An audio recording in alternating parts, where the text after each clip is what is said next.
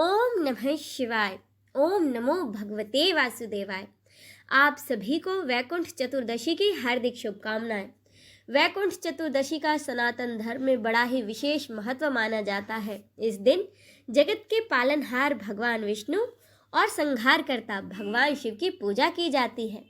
साल में सिर्फ यही एक दिन ऐसा होता है जब भगवान विष्णु और भगवान शिव की पूजा एक साथ की जाती है। मान्यता है इस दिन पूरे विधि विधान से पूजा करने और श्रद्धा भाव से व्रत कथा पढ़ने या सुनने वाले भक्तों को स्वर्ग की प्राप्ति होती है। साथ ही जीवन के सभी दुखों से उन्हें छुटकारा मिलता है।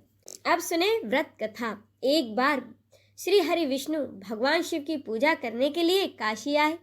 वहां उन्होंने गंगा में स्नान करने के बाद भगवान शिव को 1000 स्वर्ण कमल पुष्प चढ़ाने के लिए उनकी पूजा की। पूजा के दौरान भगवान विष्णु ने पाया कि फूलों की संख्या में एक कमल का फूल कम है।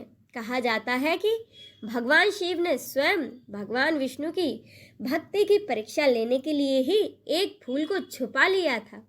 जब भगवान विष्णु को एक कमल कम दिखाई दिया तो कमल की जगह भगवान विष्णु ने अपनी एक आंख चढ़ाने का फैसला किया, क्योंकि भगवान विष्णु को कमल नयन कहा जाता है। जब भगवान विष्णु अपनी एक आंख भगवान शिव को चढ़ाने ही वाले थे, इतने में ही वहाँ भगवान भोलेनाथ प्रकट हो गए और उन्होंने भगवान विष्णु को ऐसा करने से रोका।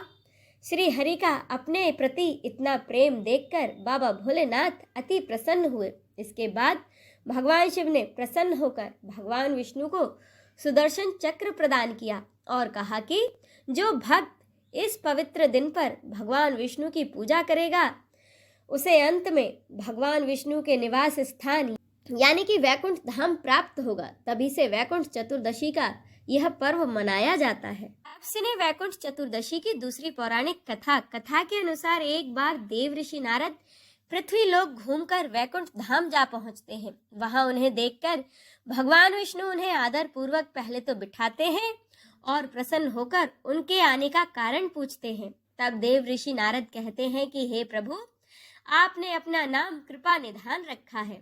इससे आपके जो प्रिय भक्त हैं वही तर पाते हैं और जो सामान्य नर नारी हैं वह इससे वंचित रह जाते हैं। इसीलिए आप मुझे कोई ऐसा मार्ग बताएं जिससे कि सामान्य भक्त भी आपकी भक्ति कर मुक्ति पा सकें।